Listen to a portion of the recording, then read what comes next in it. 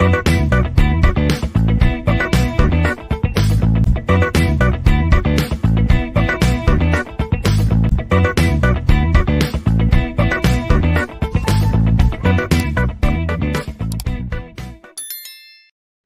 students, in the previous videos we already discussed regarding what is the meaning of an interrupt, how the interrupt hardware looks like, as well as how the multiple devices can request in the given instance and so on. So in the present module we'll discuss regarding memory system. So first we'll take different address lines as well as the informations regarding the memory capacity.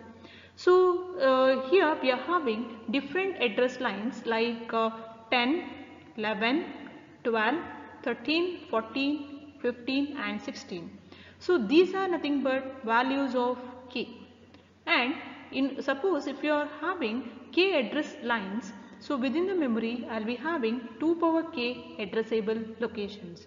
So suppose the address lines required is 10, so that means 2 power 10, that is equal to 1024 memory locations are available within the memory. So similarly, so if k is equal to 11, 2048 memory locations are available within the memory. So if the value of k is equal to 12, it consisting of around 4096 addressable locations within the memory, and so on. Suppose if you are having k is equal to 16, that means so we are having around 2 power 16 addressable locations, that means 65,536 memory locations within the memory. So now the diagram shows the processor to memory interface. So here processor consisting of processor to memory interface circuitry followed by some address lines, that is k bit address lines and n bit data lines. So followed by control lines. So here we can observe that address line is unidirectional. So that is unidirectional one. So this is bidirectional one. The data lines are bidirectional ones. So between processor and the memory, it consisting of k bit address lines and n bit data lines followed by the control lines like read bar write, etc. And so in the memory we can have up to 2 power k addressable locations. So we can have up to 2 power k addressable locations, and word length I can mention it as n bits. So now we'll take what is the definition of memory access time. What is the definition of memory access time? So it is a time that elapses between initiation of an operation to the completion of that operation. So with respect to memory, we can have two types of operations like read operation or write operations. So now suppose the type of operation with respect to the memory we are performing is read operation. Read operation. So the memory access time is nothing but the time elapsed between initiation of that read operation to the completion of that operation. What is the time taken? So that is nothing but memory access time. So the memory access time is the time that elapses between initiation of an operation to the completion of that operation. So next we will consider memory cycle time. So memory cycle time is a minimum time delay that requires between initiation of two successive memory operations. So now I will consider one read operation as well as one more memory operation as I will take it as write operation. I will take it as write operation. Write operation. So memory cycle time is the minimum time delay between initiation of this read operation as well as this write operation. Initiation of two successive memory operation. So here I have considered one memory operation as read operation, other one as write operation. So next we'll take RAM, that is random access memory. In RAM, any location can be accessed for a read bar write operation in a fixed amount of time. So in the case of RAM, any locations can be accessed for in order to perform read or write operations, but within the prescribed amount of time. So what is the meaning of cache memory? So cache memory, which is a very small, fast memory that is inserted between main memory as well as the processor. So suppose if we are having a single processor, if you are having one processor, so I'll be having large main memory. So this is main memory. This is main memory. So between main memory and the processor, I can consider a cache or cache. So this is small compared with the main memory, and the processor can access the information directly from the cache. So it holds the currently active segments of the programs and their data. So it consisting of currently active programs as well as data. So next we'll take virtual memory. The address generated by the processor is referred as virtual or logical address. The address whatever which are generated by the processor, that is called as virtual address or logical address. So this virtual address space is mapped onto the physical memory where data are actually stored. So this mapping function can be done by considering memory management unit or MMU. Only the active portion of the address space is mapped into the location in the physical memory. The remaining virtual address are mapped onto the bulk storage device such as magnetic disk. So now we'll take memory can be classified as RAM as well as ROM. So once again RAM can be subclassified as static RAM, also called as SRAM, and dynamic RAM, it's also called as DRAM. So the ROM can be classified as PROM, EPROM, EEPROM, flash memory. So once again this flash memory can be further classified as flash cards and flash drives. So next we'll take semiconductor RAM memories.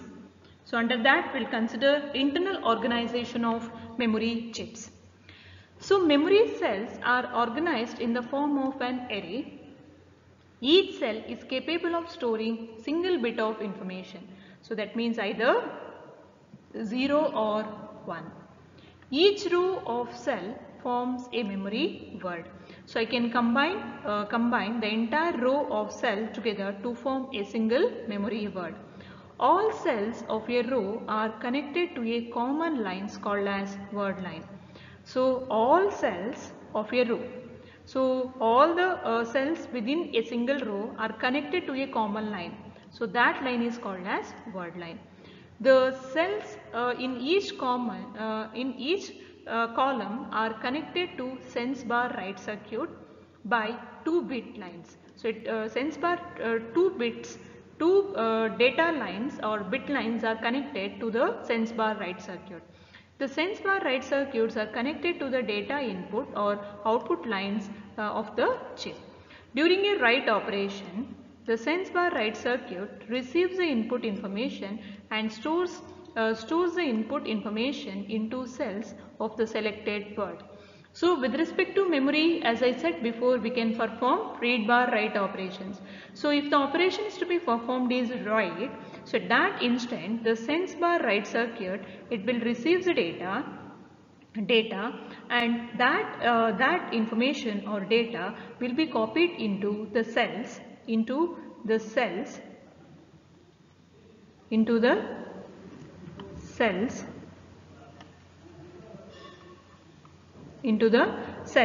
of the selected word.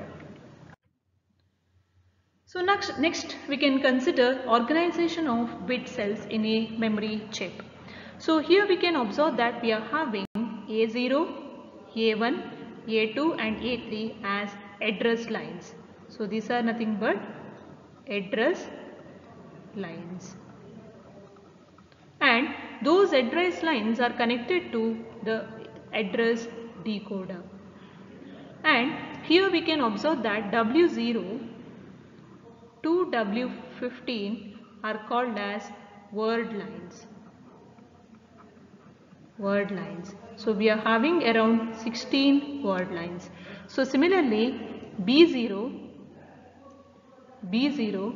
its complement, that is B0 dash, B1, B1 dash, so on, B7, B7 dash are called as bit lines. So now here we can observe that, so this is one cell,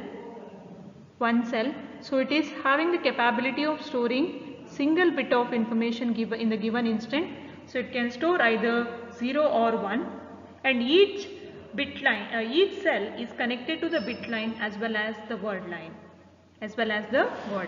So here we can notice that we are having sense bar write circuit. This is the sense bar write circuit which is connected to two bit lines. So that is B0 dash and B0. So this is B1 dash and B1 and so on. So similarly we are having the bit lines like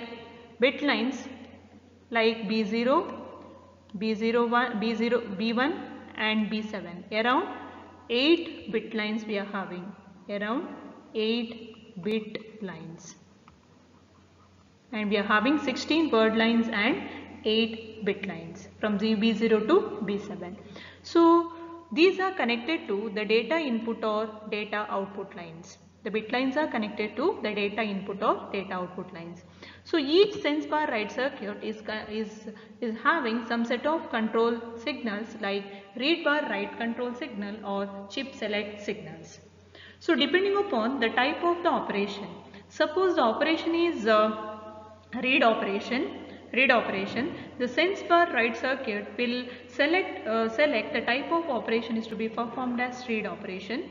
So it will read the informations from the respective locations from the cell, and so it will transfer the data into the data lines. So it will after reading the information, it will transfer the data into the data lines.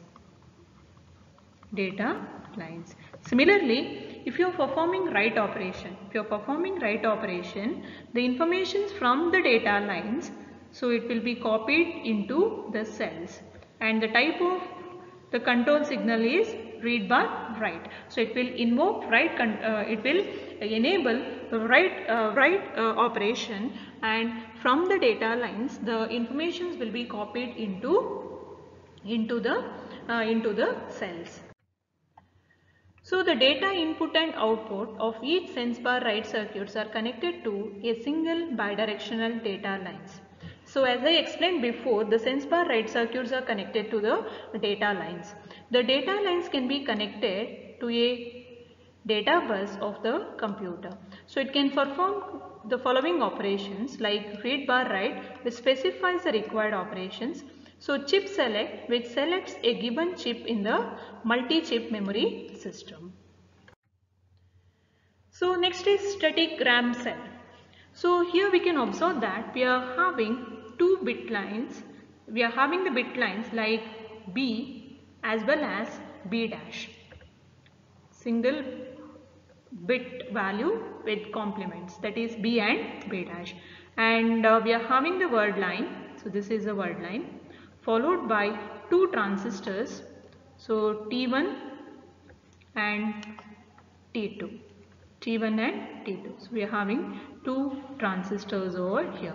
So here we can notice that, so here two NOT gates, so this first one and second one are connected back to back to form a single latch. So now we can observe that whenever the word line is at the ground potential, Whenever the word line is at the ground potential. So that means it is grounded. Word line is grounded now. It's in the ground potential. It is grounded. So at that instant, both the transistors T1 as well as T2 will be off. Both the transistors T1 and T2 will be off, so that the latch will retain its state. It will retain its state. So whenever the word line is at the ground potential, both the transistors T1 and T2 are off, so that the latch will retain its state. So now we'll consider what happens during read and write operations with respect to static RAM cell. So as I explained before, static RAM cell consisting of two inverters which are connected back to back to form a latch which is connected to 2-bit lines by the transistors T1 and T2. The transistors acts as a switch that can be opened or closed under the control of the word lines. When the word line is at the ground level, the transistors are turned off and the latch retains its state. So now we'll consider what happens during read operation. To read the state of the cell, the word line is activated to close the switches T1 and T2. So initially, in order to perform the read operation,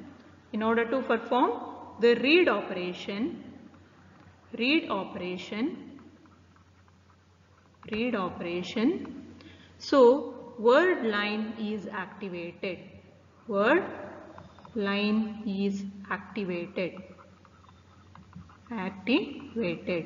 So whenever the word line is activated, so T1 and T2 will be on. That means it behaves as closed switch. Both the transistors will behave as a closed switch now. If the cell is in state 1, the signal on bit line B is high and the signal on the bit B dash is low. So I can consider two states. I'll take X as well as Y. Suppose the cell is in state 1 is high, so this one I will take it as B and this one I will take it as B dash. Suppose here it is high, means obviously B dash will be 0, that means low. If B is low, means obviously this will be high. So thus B and B dash are complement of each other. So sense bar write circuit monitors the state of B and B dash and selects the output accordingly. So it will check the sense bar write circuit, it will check the contents of B and B dash and sets the output accordingly. So either it can read B or B dash, it's one and the same, because if B is 1 means B dash will be 0, complement of B, that's it. So next we'll take write operations. So the state of the cell is set by placing the appropriate values on the bit line B and its complement on the B dash. So we are having two bit lines, B as well as B dash. This is B and B dash. So while performing write operations, so we have to place some value. Suppose if it is 0 and its complement means 0, complement of 0 is 1. So I'll place 1 at B dash. Then the word line need to be activated. So activate the word line. Word line need to be activated. So this forces the cell into the corresponding state. So whenever the word line is activated, that means we are forcibly writing the content into the cell. The required signal on the bit line is generated by sense bar write circuit, because we have to perform the write operation now. So now here we can observe that we are having around 6 transistors which are connected back to back. So we are having T1, T2, Those two are the transistors which are connected to the bit line as well as word line. And we are having other 4 transistors like T3, T4, T5 and T6 which are cross coupled each other. And those transistors are connected to the single supply, that is V supply. So here we can observe that we are having the bit lines like B dash and B, and as well as the word line. The transistors T1 and T2 are connected to the word line. The other transistors T3, T4, T5, T6 are connected to the supply, as well as T5 and T6 are connected to the ground potential. So the transistor pairs T3 and T5 and T4 and T6 forms the inverters. In the latch. In state 1, the voltage at point X is high.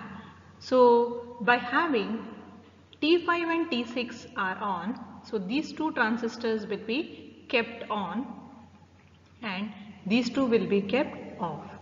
So that means, so we are having the state as 1.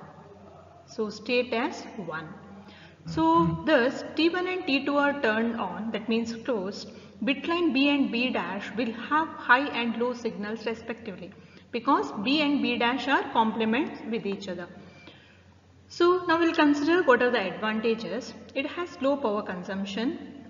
The static RAMs can be accessed quickly. Its access time is few nanoseconds, that means very quick. The disadvantage is SRAMs are said to be volatile memories. Their contents are lost whenever there is a occurrence of an power interruption. So basically we are having few advantages like it has low power consumption, as well as we can access it very quickly. Followed by the major disadvantage is it's a kind of volatile memory.